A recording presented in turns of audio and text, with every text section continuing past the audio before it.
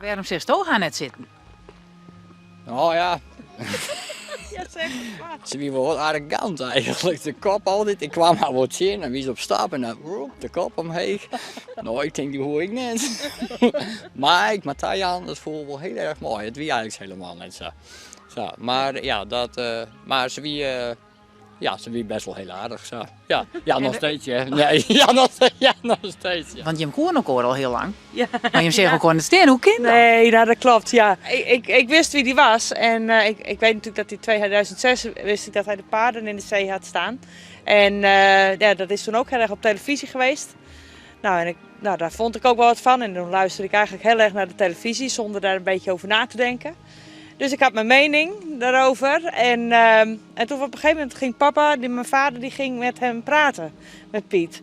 En toen dacht ik, oh, dat is wel een leuke vent. Maar ja, dat wilde ik natuurlijk niet toegeven. Dus, en toen zei ik tegen mijn vader, hoe kan je nou met hem praten, weet je? Ja, we hebben helemaal, ik vind hem helemaal niet zo leuk. En hij zegt, nou weet je wat? Hij zegt, ik denk dat het de man voor jou is. En een jaar later, toen heb je me mee uitgevraagd, hè? Ja. Ik heb er nooit weer nooit praktiseerd of dient of dit of dat, maar haar huid die het, ja, daar hebben we het eigenlijk zo te danken. Ja. Ja, ik weet net dat ze er blij mee is, maar nee, maar daar hebben we het eigenlijk voor te danken. Zo, daar komt op del. Ja. Ja. En nu ben we alweer verder. Wat is er intussen al je gebeurd? Ja, heel veel, heel veel. Wij woonden hier eerst in een caravan eigenlijk, staakcaravan.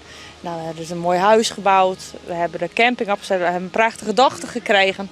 En we doen het bedrijf nu samen. Dus dat is, ja, er is heel veel gebeurd eigenlijk in korte tijd. En we maken eigenlijk nog steeds wel stappen, hè?